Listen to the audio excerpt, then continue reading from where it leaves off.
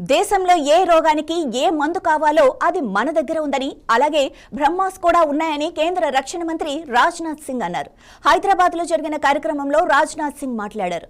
మన దగ్గర వ్యాక్సిన్ ఉంది, బ్రహ్మాస్ కూడా ఉందని పేర్కొన్నారు. భారత రాజకీయాల్లో మీ ఆశీస్సులు, మీ అభిమానం ఎవరికైనా లభించింది అంటే అది భారతీయ జనతా పార్టీకి అన్నారు.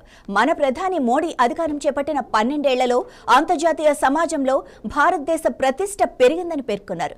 భారతదేశం మాట ఎవరు వినరు అనే స్థాయి నుంచి ఈనాడు అంతర్జాతీయ వేదికలపై భారతదేశం ఏది చెప్పినా యావత్ ప్రపంచం శ్రద్ధగా వింటోందని తెలిపారు. जानते हैं राजनीति में भी हर नेता की सबसे बड़ी पूंजी यदि होती है जो क्रेडिबिलिटी, विश्वसनीयता। किसी नेता की और किसी भी पॉलिटिकल पार्टी की सबसे बड़ी कैपिटल, सबसे बड़ी पूंजी यदि कोई होती है तो क्रेडिबिलिटी, विश्वसनीयता का संकट। वर्ड्स और डीड्स में यदि अंतर यदि होता है, कहने और करने में यदि अंतर होता है, तो क्राइसिस ऑफ क्रेडिबिलिटी पैदा होती है, विश्वसनीयता का संकट पैदा होता है। और मैं विश्वास के साथ कह सकता हूं, भारत सरकार का एक सीनियर मिनिस्टर होने के नाते लंबे समय तक इंडियन पॉलिटिक्स में काम करने के कारण भारत की राजनीति में पैदा हुए क्राइसिस ऑफ क्रेडिबिलिटी को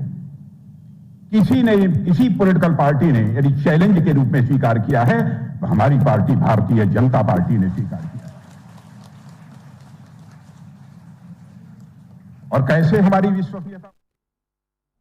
ఇక తెలంగాణలో జాతీయ రహదారులు డబుల్ అయ్యాయన్నారు. 5,500 కోట్ల రైల్వే బడ్జెట్ మంజూరైందన్నారు. పీఎం మిత్ర పార్కును గత నెలలో మోడీ ప్రారంభించారని తెలిపారు. ఇక దేశంలో మోడీ నేతృత్వంలో నక్సలిజం లేకుండా చేశామని పేర్కొన్నారు. అలాగే ఆర్టికల్ 370ను రద్దు చేసినట్లు చెప్పారు. కశ్మీర్ లాల్ చౌక్ లో తిరంగా ఎగురుతుందని, ఇండస్ట్రీలు వస్తున్నాయని తెలిపారు. అలాగే కృష్ణాష్టమి వేడుకలు కూడా జరుగుతున్నాయని వ్యాఖ్యానించారు. ఒకప్పుడు మన దేశంలో పెట్టుబడులు పెట్టాలంటే విదేశాలు భయపడేవని, ఇప్పుడు ఎన్నో దేశాలు మన దేశంతో ట్రేడ్ ఒప్పందాలు చేసుకుంటున్నాయని రాజ్నాథ్ సింగ్ చెప్పుకొచ్చారు. और करने में भी अंतर होता है तो क्राइसिस ऑफ क्रेडिबिलिटी पैदा होती है, विश्वसनीयता का संकट।